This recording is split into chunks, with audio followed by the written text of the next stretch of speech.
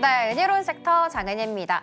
간밤 미증시에서 엔비디아가 사상 최고치를 또 깨고 올라서지 않을까 하는 발걸음이 뒤로 물러가는 모습이었죠.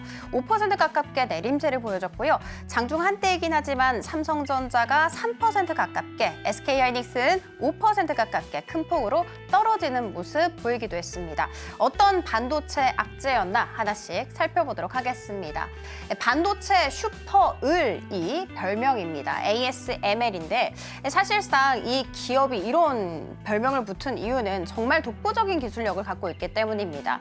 유럽 전체 사업에서도 가장 가치 있는 기술을 받고 있다라는 것이 바로 이 ASML이라는 회사거든요. 그런데 실적 발표를 하랬더니 유출 사고를 내버렸습니다. 그리고 주가는 거의 16% 가깝게 큰 폭으로 떨어진 채 장을 마감하는 안타까운 흐름 이어갔는데 어떤 성적표였냐 살펴봤더니 3분기 주문량이 3조 8,600억 원이었습니다. 예상치가 8조 원이었던 것을 감안하면 반토막도 채 되지 않는 수치였고요. 그리고 내년에는 좋을까 살펴봤더니 내년 순매출이 300억에서 한 350억 유로로 회사에서는 제시를 했거든요. 그런데 우리가 기대했던 바는 358억 유로였습니다. 이것보다도 또 못 미치게 되는 거죠. 올해도 안 좋고 내년에도 안 좋다. 이게 결론인데 왜 안 좋은지도 함께 살펴보도록 하겠습니다. 수요가 감소되고 공급이 제한되기 때문입니다. 이렇게 두 가지 이유인데요.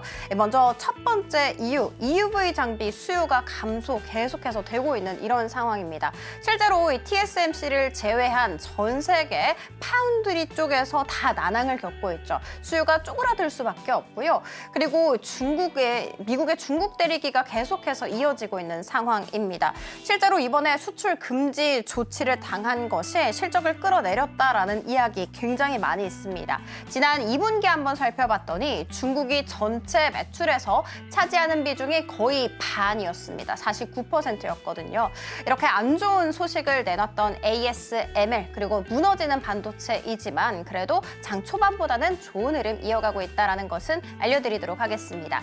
이런 장세는 단기 테마가 판을 치기가 딱 좋은 장세인 것 같습니다. 실제로 어제 시간 외에서 그리고 오늘 장 초반까지만 하더라도 6개 관련 종목들이 정말 큰 폭으로 움직임 보여줬거든요. 어떤 이야기였는지 살펴보도록 하겠습니다. 일본 쪽에서 후쿠시마 원전 오염수 10차 방류를 결정을 했고 날짜는 내일 17일부터 다음 달 4일까지입니다. 총 7,800톤을 방류하겠다라고 이야기 밝혔습니다. 저는 사실 이 오염수랑 육개랑 무슨 상관이 있나 살펴봤더니 수산물을 잘 안 먹게 되잖아요. 그 대체제가 될 수 있는 게 바로 닭고기라고 합니다. 그리고 어제 제가 전해드린 바가 있었죠. 러시아가 우크라이나의 목줄을 계속해서 조여오고 있는 상황입니다. 흑해 항구 공습이 지속되게 되면서 곡물 가격이 또 올라갈 수 있잖아요. 그 대체제로 꼽히는 것도 닭고기라고 합니다. 그리고 국내에서도 이슈가 있었습니다. 평소보다 10일 정도 더 일찍 조류 인플루엔자가 검출이 됐습니다. 경상북도에서 검출이 됐더라고요.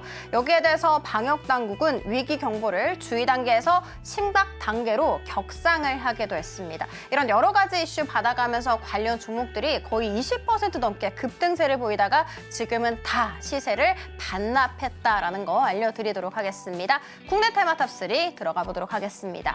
오늘 저마다의 호재를 갖고 있는 제약바이오 종목들이 일제히 큰 폭으로 움직임 보여주고 있는데요. 일단 셀비온 같은 경우에는 오늘 코스닥 시장 상장을 알린 바가 있었죠. 공모가가 15,000원이었는데 장중 한때이긴 하지만 26,000원 우선에서 거래가 되기도 했습니다. 방사성 의약품 개발 전문 업체다라는 거 말씀드리도록 할 테고요.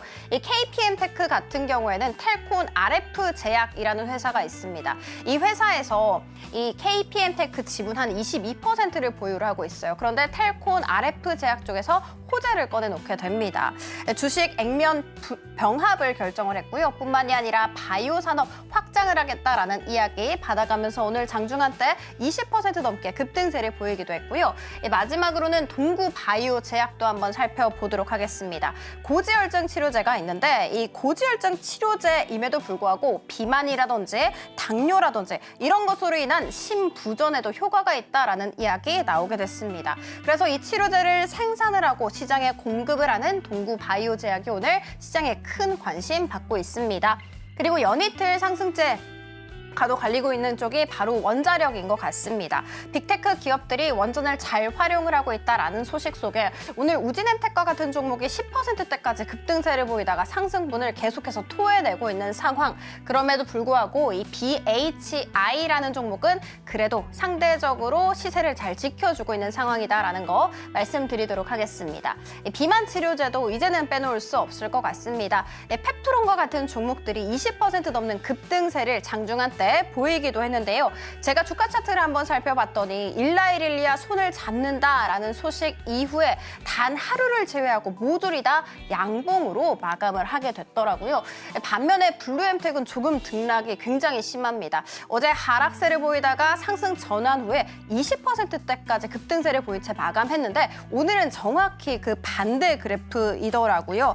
사실 위고비 유통 1차 이어서 2차까지 도맡을 수 있다라는 소식 속에 오늘 장 초반에 10%대까지 급등세를 보였습니다만 지금 하락 전환 후 4에서 5%대 내림세 보여주고 있고요.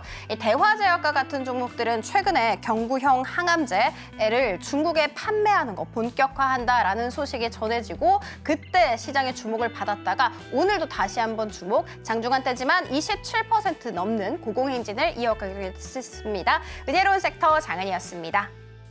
지금 바로 구독을 눌러보세요. 실시간 경제 뉴스, 투자 전문가들의 다양한 시황과 정확한 분석, 또 알찬 투자 정보까지 신뢰할 수 있는 저희 서울경제TV와 함께하세요.